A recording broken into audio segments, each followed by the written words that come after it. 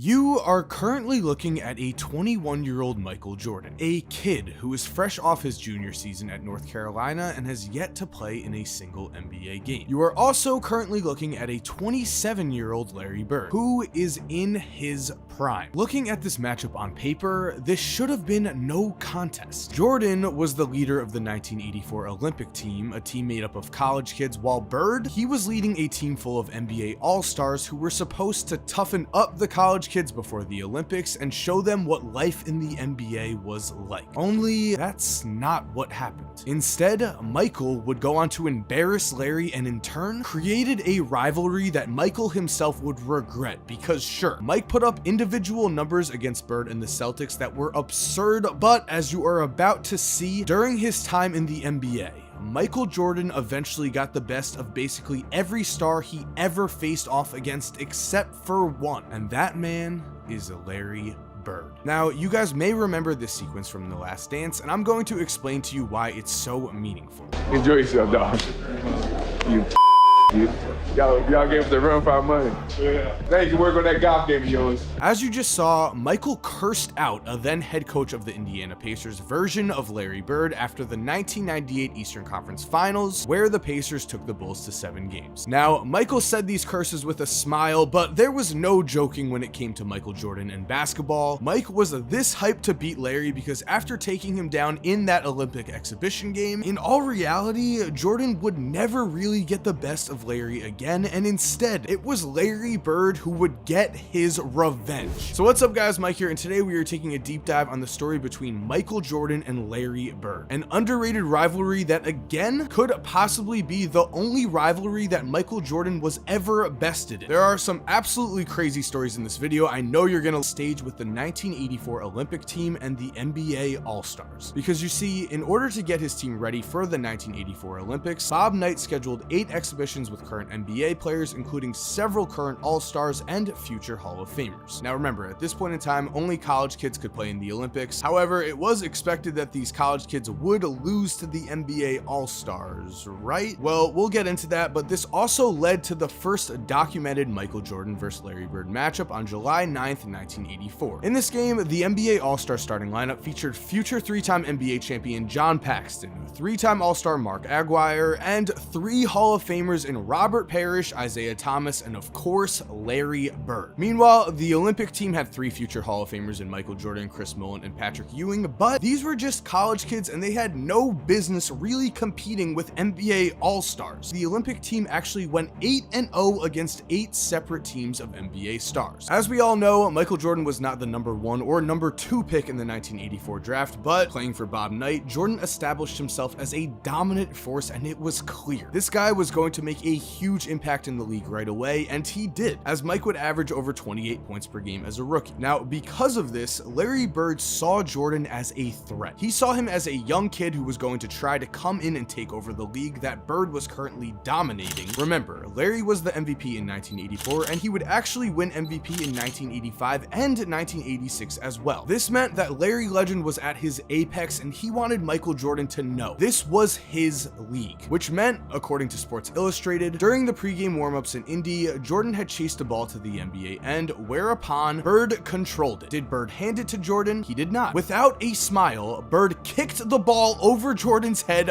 back to the Olympian's end. Jordan didn't seem surprised, he just shook his head. 4 nights later, when Jordan crashed to the floor in Milwaukee and Johnson paused to help him up, the NBA coach waved Johnson off. "Get away from him, he's been over our backs all night," shouted none other than Oscar Robertson. Looking at Larry Bird specifically here, you heard that right. When a ball bounced to the NBA All-Star side and Michael Jordan went to retrieve it, Larry Bird did not give it to him. Instead, he kicked it over Michael Jordan's head. With this, Larry was telling Mike, "I don't care who you are, you're going to have to earn respect in the NBA, and it's going to be tough." The thing is though, this move would look kind of silly because on this night, Michael Jordan would embarrass the NBA All-Stars, including Larry Bird. Mike would help lead the Olympic team to a win as he showcased his jaw-dropping amazing athleticism and his ability to already seemingly score at will. And of course, it wouldn't be a Michael Jordan game if there was not a huge highlight, which came in the form of this absolutely monster dunk over Robert Reed. Now, as for what Mike thought about Larry's actions during warm-ups, he would later say, quote, "Bird was showing me it was all business now and I was beneath him. I didn't forget." Which means, I guess you could say, Michael Jordan took this personal. But the thing is, Larry Bird took this personal too. Remember, Larry was in his absolute prime at this point, but so were several Hall of Fame guards and forwards, and as I'm about to show you, Michael would eventually get the best of all of these players, because when Michael entered the NBA, 4 guards/forwards would make the first team All-NBA in Michael's first 2 seasons. And guys, before we continue quickly, remember on this channel right here, if you also subscribe and turn on post notifications, once we hit 1.7 million subscribers, I'm also going to give one of you a PS5 or an Xbox Series X, so make sure you subscribe and turn on post notifications. It's completely free. And guys, remember, if you're already subscribed, make sure to turn on post notifications too. That way you are also entered for this giveaway. All it takes is one click of a single button. Continuing on, these men were Larry Bird, Magic Johnson, Isaiah Thomas, and Dominique Wilkins. Now, as you can see against Dominique, for his career, Michael beat him in everything. Wins, rebounds, assists, steals, blocks, points, you name it. Michael had Dominique's number in the regular season, and in the playoffs, the two matched up once and Mike's Bulls swept Dominique. Moving on to Magic Johnson. Michael barely snuck out a win difference in the regular season, and I would say certainly he had better overall numbers, but what was most important was, in their one meeting in the NBA Finals, Jordan dominated and the Bulls won Mike's first championship in 5 games. So again, advantage Mike. This brings us to Isaiah Thomas, the one other name on this list that actually has an argument for besting Mike. Now, in the regular season, Isaiah did win more games, but again, I'd say Mike had better numbers, and then in the playoffs, Mike's numbers were clearly better, but Isaiah does have the win differential here. The thing is though, Mike would get his revenge against Isaiah. He would of course knock out the Pistons in the 1991 Eastern Conference Finals after years of losing to them, a revenge that was so sweet that the Pistons refused to shake hands with the Bulls after they were swept. This revenge makes all the difference, because in Michael's matchups against Larry Bird, when looking at them head to head, we can see that in the regular season, Larry bested Mike in the wins column and put up similar numbers other than score. Then in the playoffs,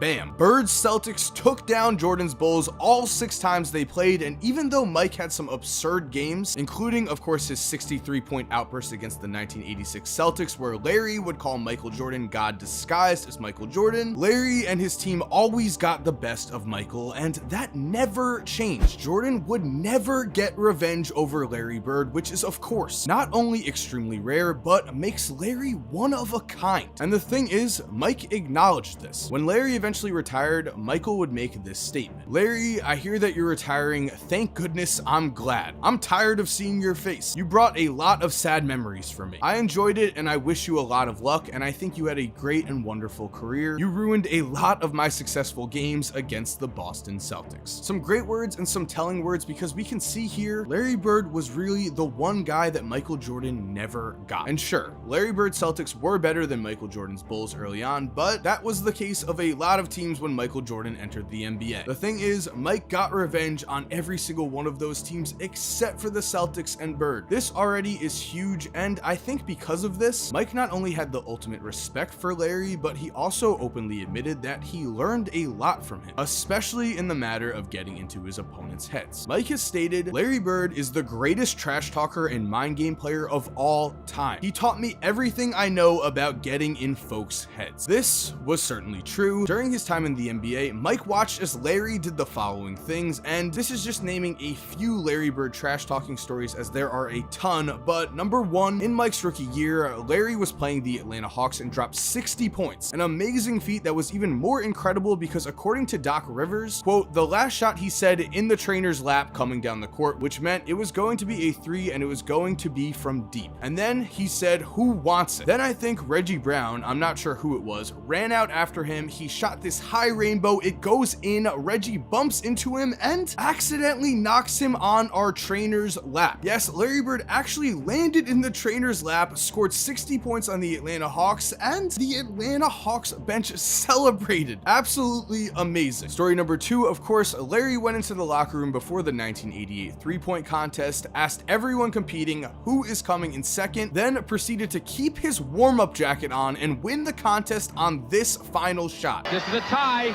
for the money.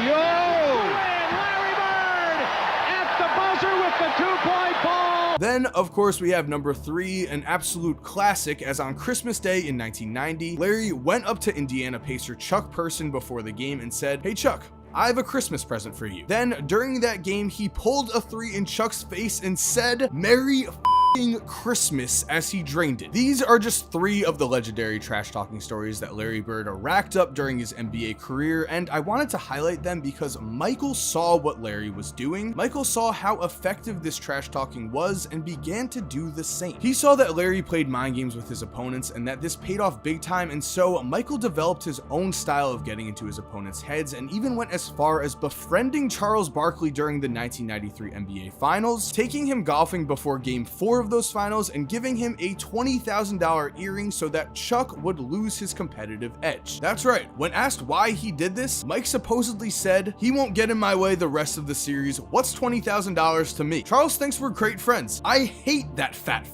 An absolutely incredible story, and again, Michael himself said that he learned from Larry. He learned how to get into his opponents' heads, and this paid off big time as his career progressed. Which brings us to my final thoughts. What should we take away from this video? Well, to me, I think it's remarkable that the one guy that Michael Jordan could never best was Larry Bird, and maybe, of course, if Larry Bird's back did not give out, Michael would have gotten his chance to take down Bird because his career would have been longer. But it can also be said that if Larry's back held up, he would have been better, he would have stayed in his MVP form, and it could have been the Celtics who were beating the Bulls in the playoffs in the late 1980s, so Larry could have even gained a larger advantage on Jordan. We'll never know for sure there. What we do know is that in an extremely rare occurrence, it was an opponent who took things personal against Michael Jordan and actually got the better of him. Yes, Larry Bird took the loss in that 1984 exhibition game, but then after that, he did not do a whole lot more losing, especially in the playoffs. 6-0 for Larry Bird and the Celtics. That is something that Larry Bird will take to his grave and is the reason why Michael was so hyped to beat Larry Bird when Larry was a coach. Finishing up here though, I do also think it's awesome that Mike really held no hard feelings against Larry. Sure, he is a competitive psychopath and always wanted to beat Larry, but he has openly praised Larry Bird. He has openly said that he has learned from Larry Bird, and he has said that he used this knowledge to help himself become the greatest basketball player of all time. With that said, guys, I hope you enjoyed today's video. Thank you for watching. If you did enjoy the video, remember to leave a like and subscribe, and also go check out my podcast and subscribe and turn on post notifications there. You're going to be entered to win a PS5 or an Xbox Series X, and on this channel, same deal. As soon as we hit 1.7 million subscribers, I'm giving away a PS5 or an Xbox Series X, so turn on post notifications here and subscribe here as well. That way you have 2 chances to win a PS5 or an Xbox Series X for free. I think that's a pretty sweet deal, and to everyone who's already subscribed, make sure your post notifications are on so you're also entered for the giveaway. And thank you for supporting. You guys are awesome, and as always, have an awesome day, and cue that music. If you're still here while the music is cued, here are 2 videos I think you are definitely going to enjoy. Make sure to click on one of them. Again, I know you're gonna love it, and other than that, have a great day and peace.